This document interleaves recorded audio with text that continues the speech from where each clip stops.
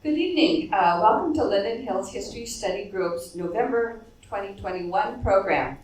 I'm delighted we can be here together again. Tonight's program is on Bryant Avenue streetcar line, which ran from 1890 to 1953 and served the nearby neighborhoods of Lynn Lake and East Harriet.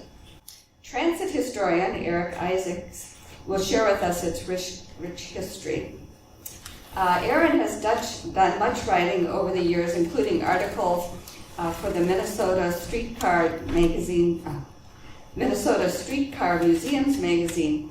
He's also written notable books and booklets, including Twin Cities by Trolley, and here's the book, the tome, the streetcar era of the Minneapolis and St. Paul.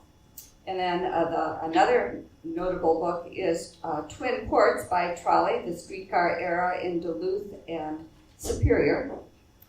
And then some booklets, Como Harriet Streetcar Line, the 1940s, the Interurban Special number 14. And most recently, he did a really nice special in the Twin Cities Line magazine, summer 2021, on the 50-year anniversary of the Como Harriet Streetcar Line. And if you'd like to see it afterwards, I have a copy with me.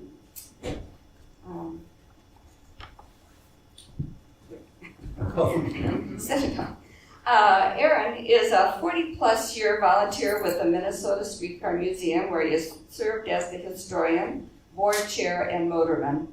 He is the longtime magazine editor of the Minnesota's Streetcar Museums magazine, Twin City Lines, formerly the Mini Gazette. He is often consulted about streetcar history. You may have read Sunday, November 7th Star Tribune column, Curious Minnesota, where Aaron was consulted about whether or not organized crime was behind the streetcar's demise and the rise of buses. He's presented many popular programs to the Linden Hills History Study Group over the years. In the recent 5 years, his programs have included Minneapolis Reuses the Railroad, Trench Warfare in Midtown Minneapolis from Railroad to Greenway, and the Southwest Streetcar presentation that he did earlier this year. Anyway, I want to welcome Aaron, and thank you so much.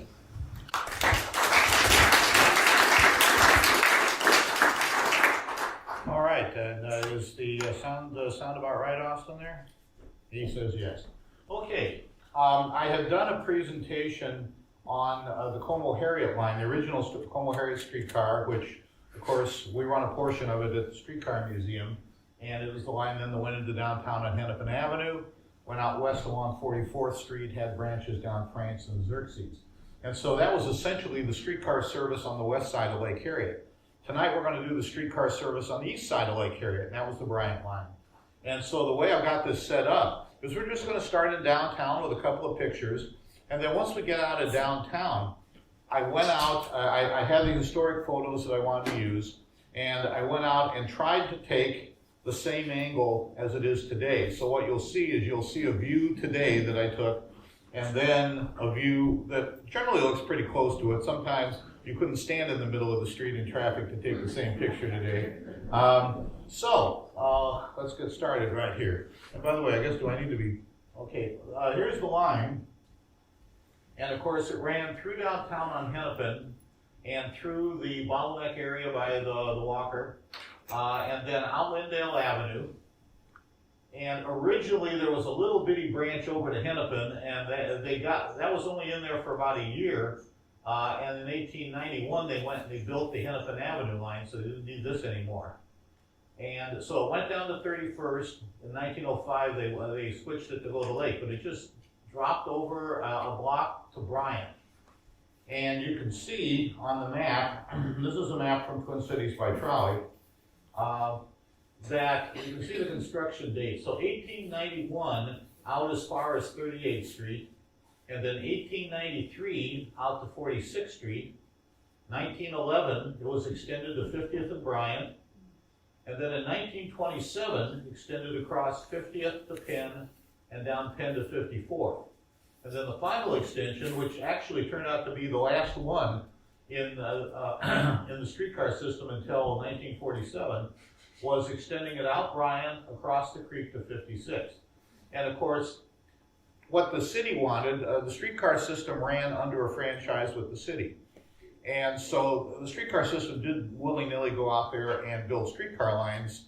The city generally was demanding that they build them before the streetcar company wanted to build them, because the city wanted them to be out ahead of development, and the streetcar company would say, well, there's nobody out there yet. It's going to cost us a lot of money and nobody riding.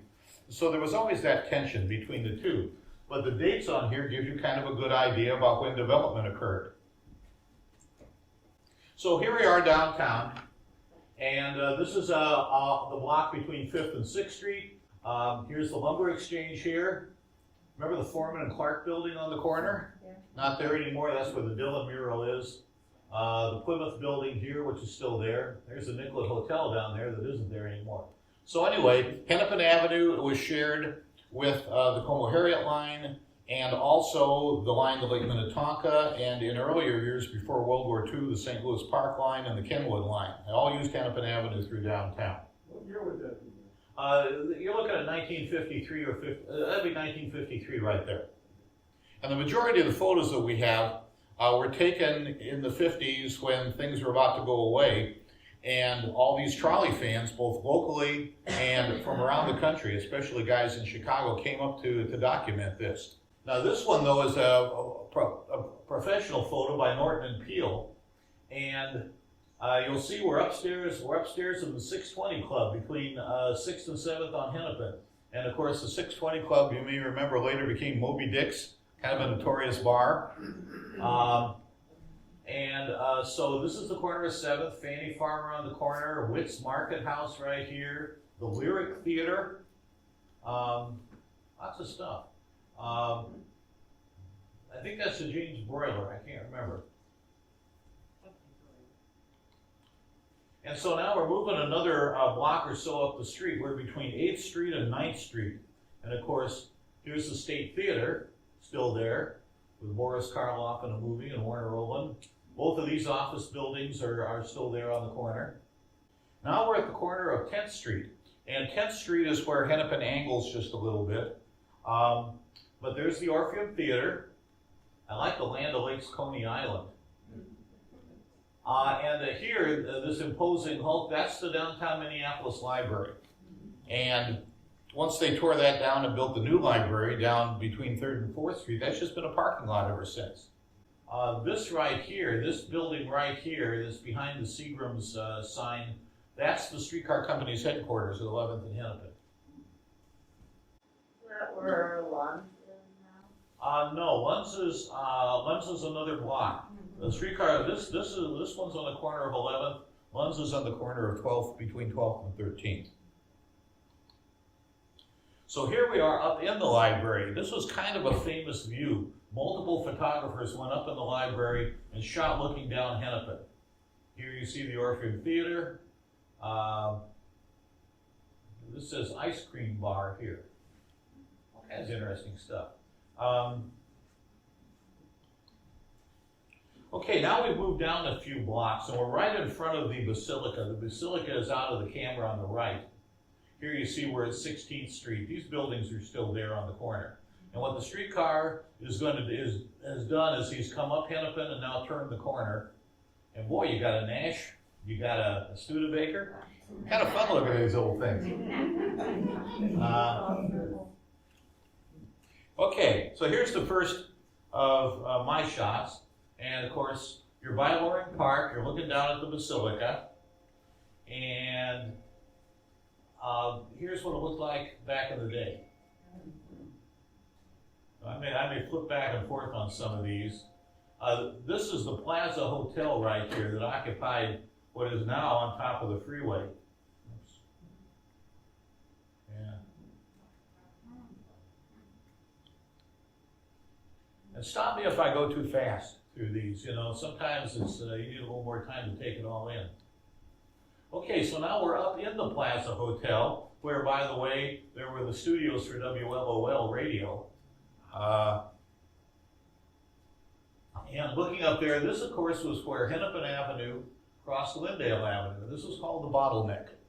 And does anybody remember driving through here kind of during this period up to maybe into the 60s? And if you recall, there was no traffic control at all. And I remember riding with my folks, and you kind of go in one side and you kind of dodge stuff, and then at some point you came out the other side. And they sometimes have a traffic cop in there who was completely, overwhelmed. Of course, the big churches are still Hennepin Avenue Methodist, and I always forget the name of the other one. Thank you. Basilica of St. Mark's. This is the North American Life Insurance building that, with the buffalo out front. And of course, they moved out to Golden Valley, and the buffalo is still in front of it, I think, out there. And here's the Walker Arts Center, phase 2 of the Walker Arts Center, and then the Virginia Apartments. So anyway, obviously, I could not get on top of the non-existent hotel, but stand on the Hicks and Whitney Bridge. I guess I could have. Yeah, I could have stood on the Whitney Bridge. I didn't think about that. Crosses that point. So anyway, here I am standing and looking across at the new Walker, and sort of the same view as it was then. And here's the cop doing his best. And here they're just starting to build the North American building. Now this, of course, was Lowry Hill, because Thomas Lowry, the guy who built the Twin Cities streetcar system, was the head of it. His mansion was just right up. I think his mansion was where they built the insurance building. And if you go around the corner on Mount Curve Avenue in Douglas, that little triangular park is now Thomas Lowry Park. And there's been a little bit of a move, although I don't know if it's ever going to happen. As you know, Lowry's statue is down in the little triangle in front of Temple Israel at 24th and Hennepin. And there has been some pressure from the folks at the Lowry Park to move it back up there, because that's not where it was originally. Actually, I think I'm going to show it here on the... Okay, well, now we're looking the other way. This is the corner of Groveland. So we're looking southwest again. This is the insurance company building. So anyway, now you look up here through the prairie grass, and this is what you saw before. And back behind here on this little point is the Thomas Lowry Memorial. That's where it was originally put. And of course, when they built the freeway through there, this all, bang, it just all went away. And so that's when they moved the statue in the 1970s, I guess, whenever they built this. That's when they moved the statue down to 24th and Hennepin. But the idea was to have it here because it was just kitty corner from where you used to live. Oh, and I should point out, okay, and it shows pretty well on here. The Bottleneck is where the Como Harriet line, which is this streetcar off to the left, split off from the Bryant line, which went down Linden. So now we're at the corner of Franklin and Lindale. This is the former Rudolph's Barbecue building here. And this is what it looked like before. So you can see it's the same building, this road going up the hill. Well, most of it's about the same. This is 22nd and Lindale. And you'll see that this building is still around. Most of the rest of this is new. And that's an intersection that to this day periodically floods. And it's kind of a low spot. And so this was a newspaper photo showing this car tiptoeing through. And tiptoeing is the word because the motors were mounted right to the axles of the car. And so if they got in too deep, the motors would short out. That was a major repair, and plus the streetcar then wasn't going anywhere. I think that part of town was once part of an old lake called Lake Blaisdell. It would not surprise me, because water collects there for sure. What was the cross street again? That's 22nd Street, which is 1 block south of Franklin. If you know your South Minneapolis geography, you know Franklin is 20th, there's no 21st, there's 22nd, and there's no 23rd. Why is that? Nobody knows. You know, this is our nod to St. Paul, which is to say, street naming that does, street sequences that don't make sense. Is there anyone from St. Paul here? Have I offended any of the St. Paul? If so, I hope so. So, okay, this is one where you'll see that this is at 25th, looking north on Lindale. And this is one where I couldn't quite replicate the history shot, because the history shot was right smack in the middle of the street, and I wasn't going to do that at 25th and Lindale. And there you see the American elms. And of course, you know, in the 1950s, if you went anywhere in Minneapolis, now of course, Lindale was a really wide street, but if you had any residential street of the ordinary width, the elms formed this kind of green cathedral here where the branches met above the street. And, you know, that's something we miss. So Norton and Peel picture, you can see it's 1949.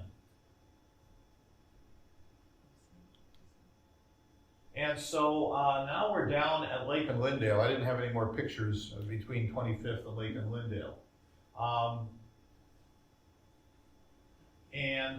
The history shot is upstairs, looking down, and this is a newspaper photo.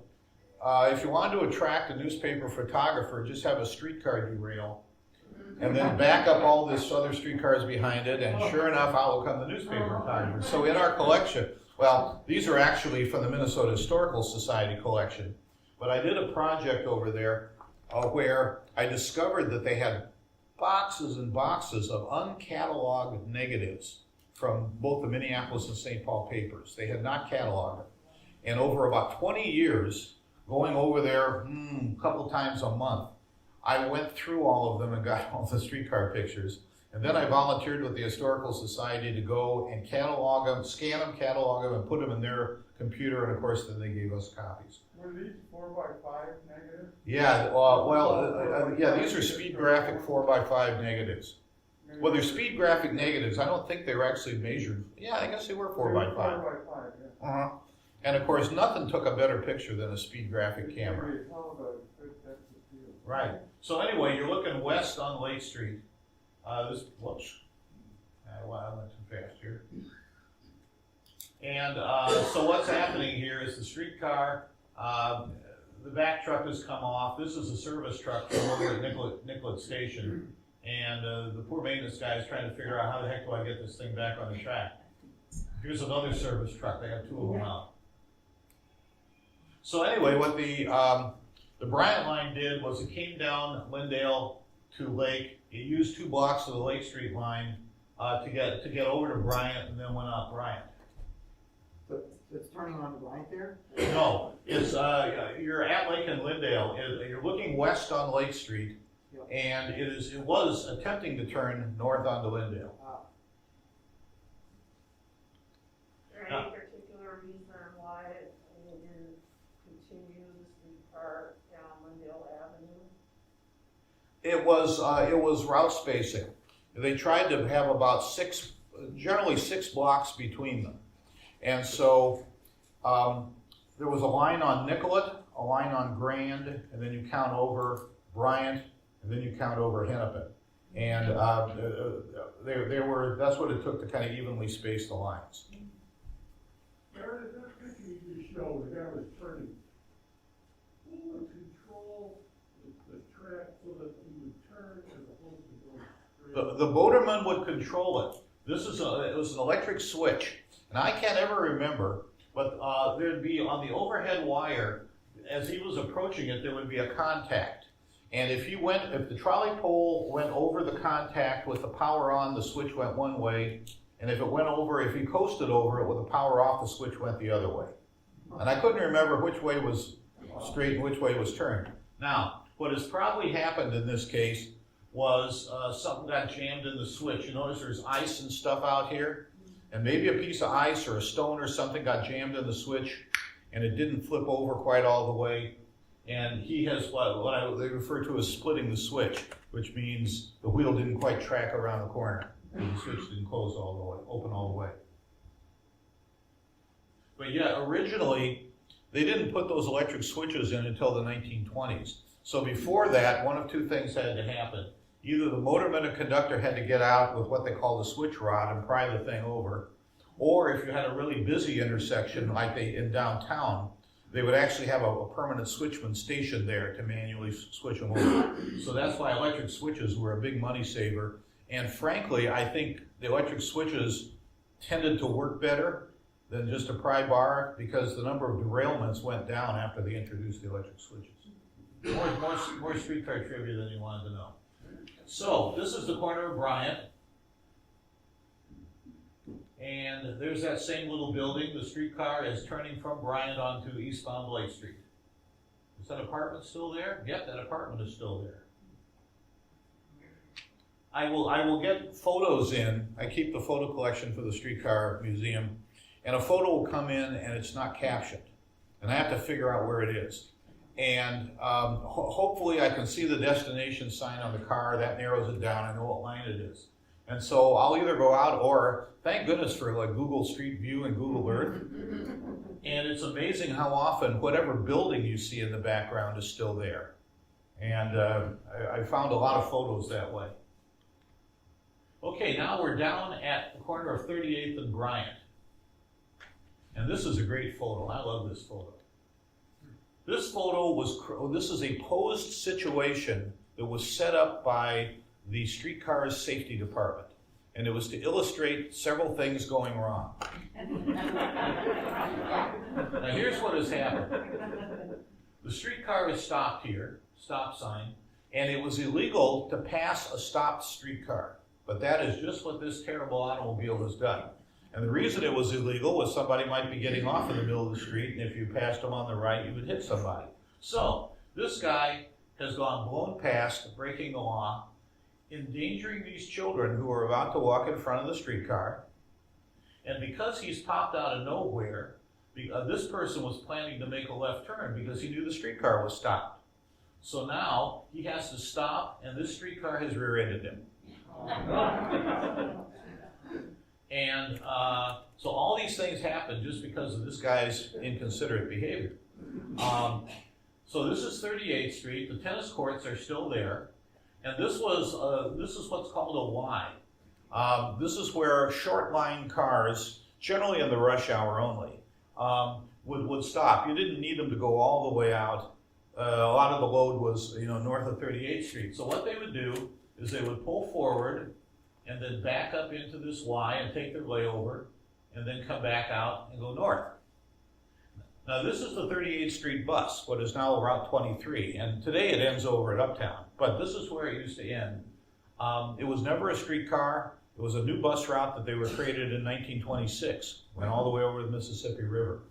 And what a lot of people don't realize is that starting in 1924, the streetcar company got into buses. They went up and bought several bus companies up that were competitors, and then they used them on lighter travel routes. So the 38th Street Crosstown was always a bus route. The Nicollet Hennepin 17 bus line was always a bus route. So one other little detail, because this was the end of the line and you'd lay over here, see these bins? These bins held coal and sand and salt. And the reason for that is the streetcars, most of them had coal-fired stoves. And you'd have to go in the coal bin, stoke the fire. And then they also have air-operated compressed air sanders that would blow sand onto the rails in front of the wheels to get adhesion in icy and snowy weather. So you had sand in there, and then you could also drop salt if you needed to. So anyway, every time you had an end of a line with a Y, you had a bunch of these. These days you have cars turning right in front of stop buses. On the bus that was pulled over to the side to pick up passengers, but when they try to merge into traffic, some kamikaze motorist on the left side tries to turn. Yeah, people do that, and it's always stupid because you go pulling around a bus, you don't know what you're going to, if they're pedestrian in the crosswalk or something. Okay, we're now in the front yard of the park commissioner's house between 39th and 40th. And this is a photo that I kind of liked because I don't know which park commissioner it is, but this is him and his family basically in that same place with the streetcar going by. I just think it's kind of a nice picture. All right. Okay, I didn't have any shots until we get down between 46th and 47th. And here you're looking up the hill to 48th Street. And something bad has just happened. It's the same location. You see we got the cop out there but probably measuring skid marks or something like that. You see they're out here with a tape measure. But this is the same location, and this also gives you, once again, kind of a look at the elms. So let me look at one other thing. Yeah, okay, you'll notice there is a boulevard on the right-hand side. There is no boulevard on the left-hand side. Now let's go back to and is there a boulevard? No, there might be. It's hard to say. One thing I would like to know more about, a lot of arterial streets in Minneapolis at some point lost their boulevards, and you have concrete sidewalk right at the curb. And that would be an interesting, if you can ever find somebody who knows when that happened and can map out where that happened, I'd be curious to know. Is that a line of streetcars backed up to? Yeah, that's a line of streetcars because once again, there was some kind of accident here. And one of the downsides of streetcars is that if the track is blocked, they can't do anything about it. So that's probably, this thing was running about every 5 minutes, so that's a half hour's worth of streetcars or so backed up behind it, at least. There was one other photo I remember seeing, it was at the intersection of 44th and Bryant where. Oh, the fire truck. Yeah, I could have brought that. A streetcar went broadsided a fire truck at 44th and Bryant, and the newspaper photo shows the front end of the streetcar is in somebody's front yard with the front end all bashed in, and the fire truck is lying on its side.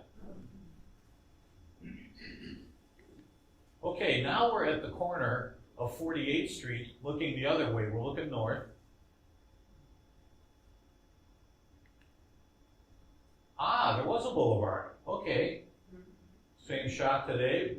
Here you can see there's clearly a boulevard with boulevard trees, and here there's no boulevard. So sometime between about 1953, which is when that would have been taken. Also notice, here's the car stop sign. This is how they all were, and all of these poles with the ornamental cap on the top. These are the poles holding up the overhead wire. And it's what they call span wire construction. So you got a pole on each side, and you have what you call a span wire, and the trolley wire was hanging from it. And by the way, the basic technology is there's 600 volts of DC current in the power in the overhead wire, and the trolley wheel on the trolley pole collects it. It runs down the trolley pole. It goes through the controller that the motorman controls, and that sets the amount of power. And then each axle has a motor geared to it. So there's 4 50 horsepower motors under this thing. So this thing has 200 horsepower, which, considering it was built in about 1915, is not too bad. And these things could get up to 45 or 50. Obviously, most of the time they didn't because they were just on the street. Here's another thing, and that's a newspaper box. And if you remember, these things were completely dependent on your honesty. It was the honor rule. There was a little slot to put your quarter in or your nickel in, whatever it was, and it was just open.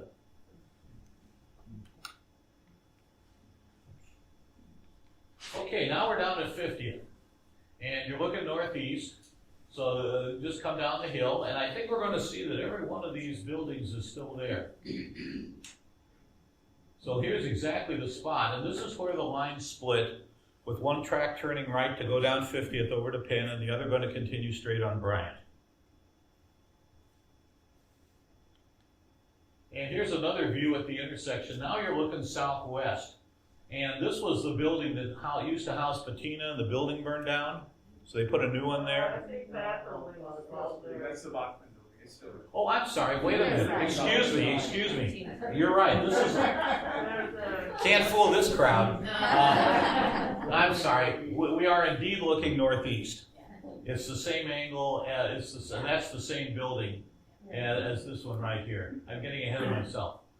And this, by the way, is a short line car ending at 50th and Bryant. And what this guy has done is he's come down, he's turned the corner onto 50th. Whoops, come on. And now he is backing up around the corner to make his trip back. So you had cars that short lined here at 50th and Bryant. But yeah, sorry about that. Okay, there you go. And that's the new replacement building on the southeast corner. And so, I guess, let's see, that's funny, I left it out. I actually had a view that was the same angle, okay? So, there was starting in the late 20s, the development had jumped Minnehaha Creek, and you were starting to get development south of the creek. And the people south of the creek wanted streetcar service, but there was about, a 5 or 6 year controversy over how to get it to them. And the people south of the creek and Twin City Rapid Transit wanted to just keep going down Bryant Avenue and build a bridge across the creek. And the park board did not want them to do that. And the park board took them to court. I think it went all the way to the state Supreme Court. And the park board lost. Because the other alternative was that they were going to put a branch off the Nicollet Avenue line on 56th Street to go across Nicollet to this neighborhood. And so this whole fight started about 1926 or so. It didn't get resolved until about 1930. So they built the bridge in 31 in the depths of the Depression.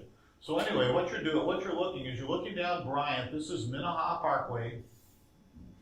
And here's the bridge over the creek. Now the bridge, even though the streetcars went away in 53, the bridge lasted until something like 1980. Do people remember seeing it? I remember seeing it. Okay, now we'll get a little close. This is out of sequence. Okay, that's the Patina building. I guess I didn't realize I had these out. And that's the one that had Patina in it later. Bryant Drug. All right. Okay, so now we're approaching it. And they wanted to save some money. They didn't want to have, two full width tracks across the bridge. And so what they did is they overlap them to make it narrow. This is what they call gauntlet track. So it's not a switch per se, it's just that the track overlaps. And because there was no pedestrian walkway on the bridge, that is apparently when they built the little iron bridge for pedestrians that is still there. Huh. And so here you are, the view today, and here's the view then. And these are a bunch of trolley fans from Chicago that are waiting for the streetcar to come through. So let's do that one more time. Was that for just for college or cars? No, cars could not use it. Every once in a while you get an idiot who would try to use it, but no, it was just for streetcars. And here's a closer up view of it coming off. And by the way, you'll notice the sign for loop. And that was a generic term for downtown, both Minneapolis and St. Paul. It was the loop. It was kind of a quick and easy way to say it. And the term loop started in the 1890s. Before that, there were no free transfers between streetcars. You had to pay an extra fare if you had to transfer. And the city of Minneapolis really got on the streetcar company and said, you got to have free transfers. And the streetcar company didn't want to do it because they'd lose a lot of revenue since about 30-40% of their passengers were transferring. And so they set up this arcane system down at First and Hennepin, where every streetcar in downtown would travel a little loop of Washington Avenue, Marquette Avenue, High Street, which is now where the main post office is in Hennepin, and get to the corner of First and Hennepin, get out of the streetcar, walk into a building, talk to an agent, request a transfer, come out, get on their streetcar. Very laborious. Everyone hated it. It lasted about a year and a half, and they stopped doing it. They went to the system of wherever the lines cross, you just transfer. But it established the term loop because all the streetcars had to go around this loop. And so that term stuck. And it's gone out of general use. Metro Transit still uses it. If you talk to a staffer, oh yeah, 50th and France to the loop. But that's the term. If you look at the newspapers of the period, downtown was the loop. Okay, there's the bridge itself. Right after it was constructed in 31, you can see it's all clean and the grass hasn't grown back yet. And there it is crossing the South Minnehaha Parkway. And you can see that Bryant comes down on both sides of it. And so here's what that looks like today. The steep slope, that would have been the old abutment to the old bridge. Because I walked along Bryant at that point, and sometimes there's a very steep hill. Well, there is a steep hill, but the hill is just the street. I don't think there's anything there that shows where the bridge was. Here's what it looked like back then, and the track splitting. So it just came right up in the middle of the street. And here's another view of it.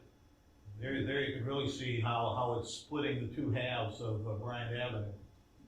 But you go out here, there shouldn't be anything out in the middle of the street anymore. And then it just kind of cruised down Bryant Avenue. I think this is about 55th Street or so. And it ended at 56th and Bryant, right by this church. It's still there. And then they backed into the Y around the corner.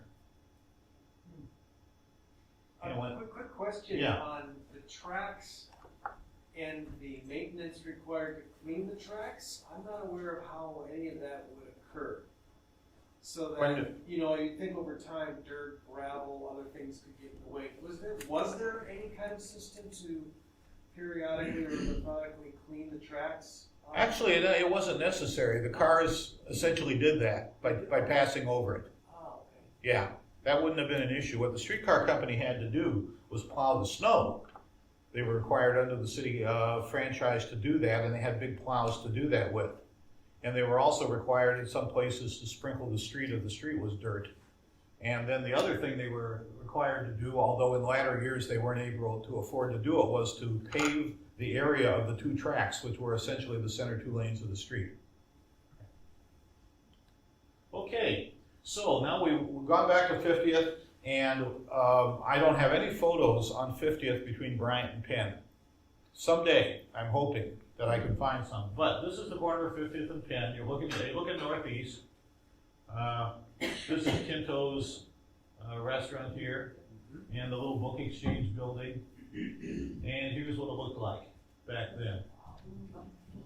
So where Tinto's was a gas station on the corner. And what's happening here is this guy, his pole has come off the wire, so he's back to trying to put the pole on the wire.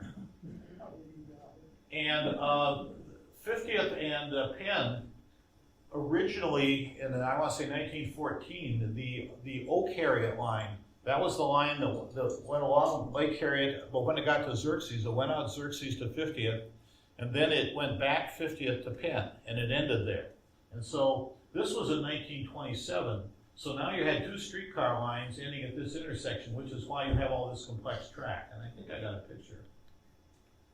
Okay, so now we're in the block between 50th and 51st, and if you look back here, this is an Oak Harriet car that's sitting in the Y. He has gone across the intersection and backed up into the Y, and then he'll go back to Minneapolis. And I don't know if I have, no, I don't have a picture of it. That prior picture had streetcar number 78. That's the streetcar that you have. No, you're looking at streetcar 1778.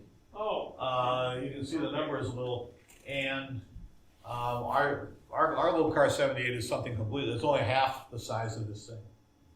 It's just a different thing.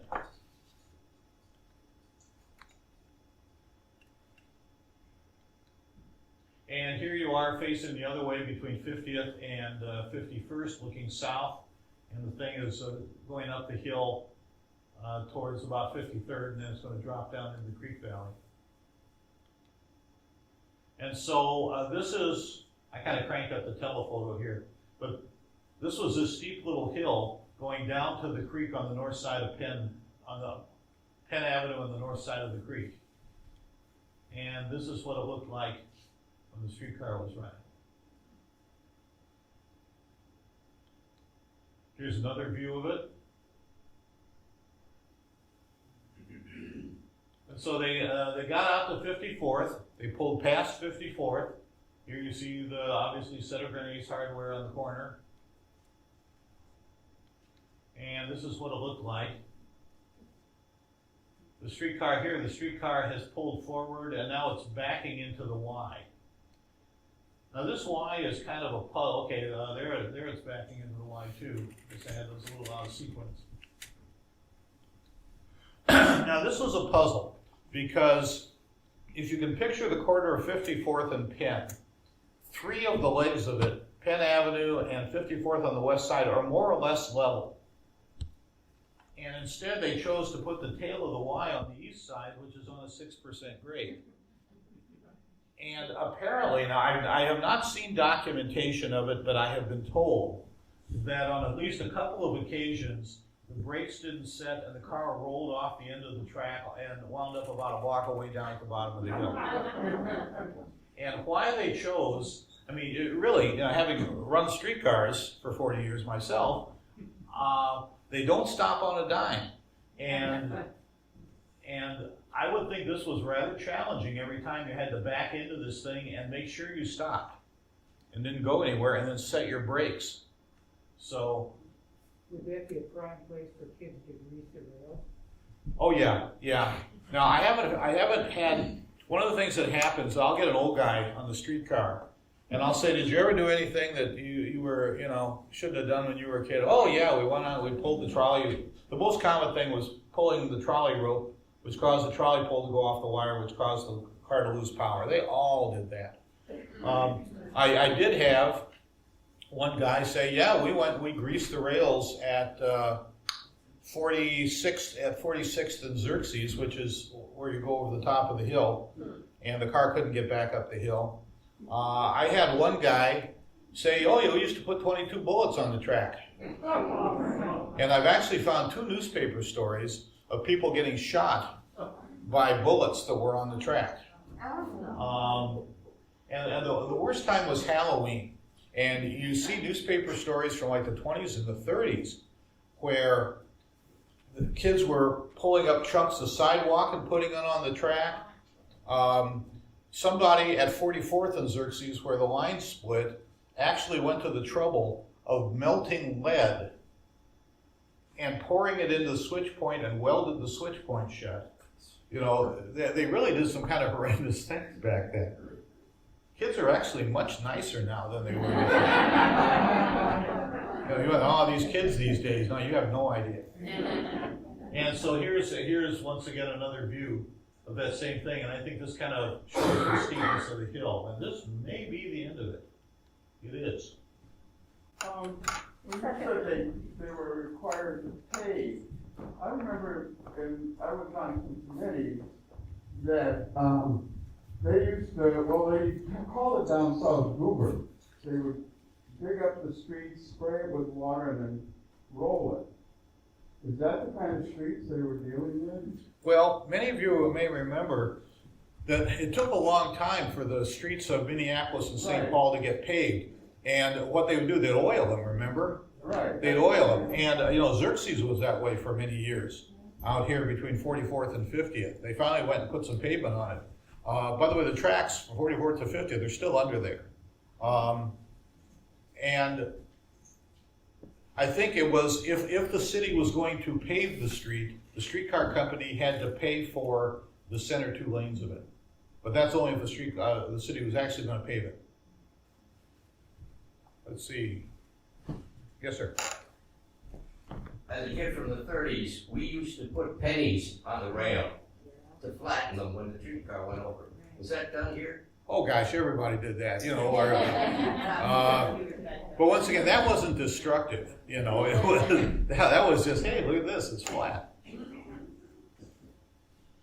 Is anyone raising their hand over here? I can't see through the light. Nope. By the way, Joe, oh, you got somebody in the back there? Okay.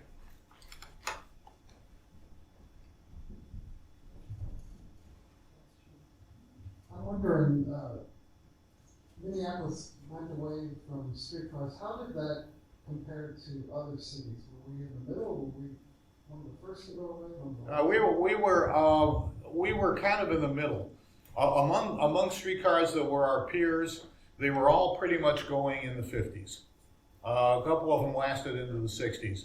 The only ones that survived basically were the ones that had some kind of an advantage that a bus couldn't use, like a subway in the downtown area. You know, you run the streets and then dive into a subway. San Francisco had that, Philadelphia had it, Boston had it, you know, and that's why they're streetcars. With conventional streetcars just running in the streets, the only ones that really kept them were Toronto and New Orleans.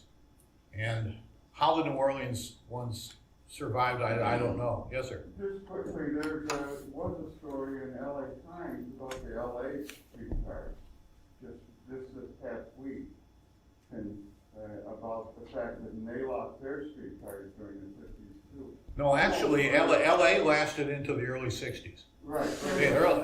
And the same thing about who was responsible for it. It's kind of interesting that Well, both Minneapolis and LA seem to have similar. no, the only reason it was pure economics. After World War II, people bought cars, stopped using the transit system. The transit system, there was no public subsidy, and there wouldn't be until maybe, about 1970. And so they really had a choice, convert to bus or go out of business. And so it was economics.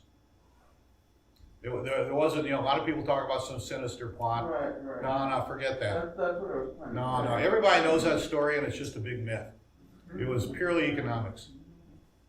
Aaron, I've got a question. Sure. So we referred to, some of us, the Linden Hills little commercial district at 43rd and Upton as the loop. Is that, when you were talking about the loop for downtown, Minneapolis and St. Paul, it kind of makes me, it was called the loop, wasn't it? Linden Hills and St. Paul? Right, and that's because the Lake Harriet Loop, until 1905, when the line was extended out along 44th Street to Lake Minnetonka, Hopkins and Lake Minnetonka, all the streetcars ended at a loop that was behind the apartment buildings on the east side of Upton Avenue. And that loop remained in service until, basically about the 1940s or so.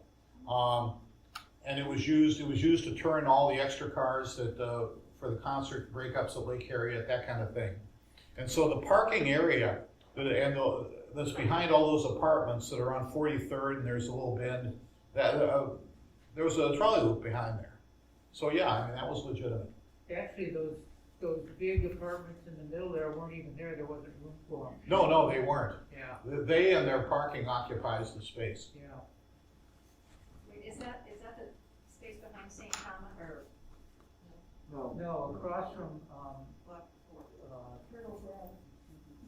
Right, the behind St. Thomas, the alley there that you ride on, that is the streetcar right of way. But the loop was, that's on the west side of Upton. The loop was on the east side of Upton. Yeah, okay, thank you.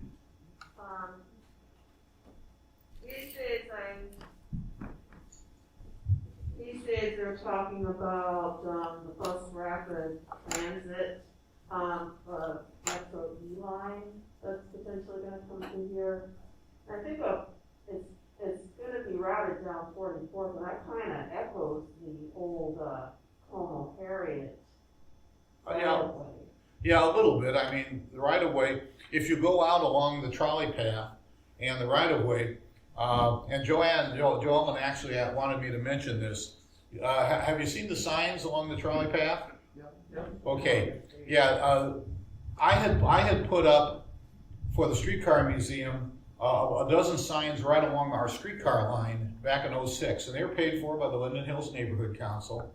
And so in the last year or so, and this is because of the big park study that's been going on, the small parks in southwest Minneapolis, so there's been interest in extending the trolley path park, the one that's currently developed between Xerxes and Zenith on the right of way. And so the Linden Hills Neighborhood Council approached me and said, could we get some more of those signs put along 44th. And so they start behind St. Thomas School and they go out as far as Chowan. And the neighborhood council paid for those, and I went and designed them and got them manufactured.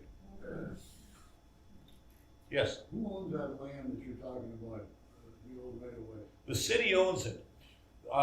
When the streetcars quit in 1954, the city of Minneapolis bought the right-of-way all the way through from 31st all the way to 44th and France. And the idea was from Lake Calhoun, where it passed Lake Calhoun by Lakewood Cemetery, they were thinking about making a mini freeway out of it over to 44th and France, which never happened. But they nonetheless retained the land, and they still own it. And so it's not a street, it's not an alley, it's simply land owned by the city of Minneapolis. Isn't there encroachment being a lot of those Where's that daycare? like people's houses? Well, the daycare out at just east of 44th and France, where basically the liquor store parking lot is and the daycare is, there were two triangular parcels because the streetcar took off diagonally across the intersection of 44th and France. And so the city owned a parcel, and the Metropolitan Council, which the streetcar company was sold to the MTC, which is now part of the Met Council, they each owned a triangular parcel that couldn't be developed. And so they did a land swap to square off both parcels. And the easternmost parcel is owned by the Met Council, and they said, we want to put some housing there. And that's what they did. Yes? What about that spot with a little street, motor? Yes. Motor related to the street? Okay, the predecessor of the Como-Harriet line, before electricity became practical, was the Minneapolis, it was a little narrow gauge steam powered railroad, the Minneapolis, Lindale, and Minnetonka, which was known as the motor line. And it was known as the motor line because the little steam engines were called steam motors. And it ran out to Lake Harriet starting in 1880. Well, from 1882 to 1886, they tried to get in on the tourist boom of Lake Minnetonka, and they built out along there. And so that motor place, and out in Edina by Brookside Avenue, there's a half-block long street called Motor Street, and it's named for the motor line, which was only there for 4 years and then was cut back. But it became, once electricity became possible in 1890, it became the Como-Harriet line. I was just today looking at those signs, or those pictures that you put up, and that's right across from Turtle Bread. I think you have 3 of them on that parking lot that explain that, and there's some great pictures of that. So I definitely got to go out and see all those signs. Yeah, there's 11 of them. Yeah. Out there. Anybody else? Yes, sir. Got a family cabin up in Itasca County, and there's a long stretch of gravel road that used to be a rail line, a traditional rail line. Yeah. And I'm told they pulled the rails up years ago, but if there's enough erosion or enough cars that drive, you can actually see the old railroad ties. Well, yeah, they wouldn't have pulled them up. Yeah, is there any place like that in the Twin Cities for the trolley line where you can sort of see the remnants other than kind of knowing where it used to run? Right. If you go over on our track on the south side of 42nd Street, where we have one track where there used to be 2, where what now looks like a driveway up along that, go in there and you'll still see ties and some spikes because they didn't bother to take them out. Yes. Can I just add to that? Because I'm from East Kellam, Minnehaha. We have our Loon Lake trolley path, and right now, since we weren't able to put wood chips on it, you can see the ties also there. Right. There's a couple of places where they come through. Most of them got buried under the wood chips, but they're all still there. What are the ties taken up in most cases? The metal, the iron? Well, the ties are made out of wood. Yeah, no, I meant the rails. Oh yeah, the rails were taken up and sold for scrap. In all cases? Well, no, not in all the cases. Basically, they took up the stuff that was easy to take up, and these tracks, the ones in the streets, if they were in a paved street, they were really in there, and they were a lot of work to take up. And so what they did is you just paved over it with asphalt. And so now, gradually, as they go through and build a street down to the dirt, they finally take it out. Like they did parts of East Lake Street, you know, like 5 years ago or something. And it's all still down there. Yes? Yeah, you know, we see that extensive system, and I'm just curious, comparing the cost of building that system compared to like what we got right now and what those costs are like for software, like, I mean, like, granted, there's inflation, but was the old ones not like as heavy duty, or for some reason it was easier, or something like that? Well, it was a whole lot easier because the city just said do it, and you know, there were no environmental impact statements. There were no, you know, and plus they were usually building it in an area that was not yet developed. You know, so and yes, the construction standards. It wasn't as expensive a construction, but it was still pretty expensive because, well, actually what really happened is they generally build it out in a dirt street, and then when the street was paved, they had to go through and completely rebuild all the track to put it in pavement. So, you know, I suppose if you did comparables after you had to replace what you had just put in 10 years ago, maybe it would have come out about the same. Yeah. Yes? Was the Greek Orthodox Church built on previously streetcar right-of-way? No, that was where the pavilion was, the Lindale Hotel and Pavilion. And as a matter of fact, when the neighborhood, and I think the lady from East Calhoun or whatever it's called these days could say, was when you went to go and put the trolley path through there were people in the apartments who said, "Oh, you're trespassing on our land," and the answer is no, that was public land. They had just kind of gotten used to thinking it was their land. And the street just north of the Greek Orthodox Church, that used to have a streetcar name to it, didn't it? It's got a new name. It's called Coney-Aris Way, which I think is named for somebody from the church. I don't know what it was. I'd have to look at a map and see what it was called before. But at the end of that little street, there's a little set of steps and a platform, and that was a streetcar stop. And it's been rebuilt by the city right in place. Yeah. But that's the reason it's there. It seems to me it had a sort of streetcar-related name. I wasn't aware of whatever the name was. I'd be curious to know. The early 90s was called Calhoun Place. Was it Calhoun Place? I think it was just 35th Street back when streetcars were running there. Okay. It doesn't line up with the rest of 35th. I didn't know what it was called. Anybody else there? Aaron? Yes. I thought maybe you could say something about access to the photos. Excuse me. Yeah. If you would like to see not just photos but also actual movies of these things when they were running, that is there's a ton of it now on YouTube, available through our website and on YouTube.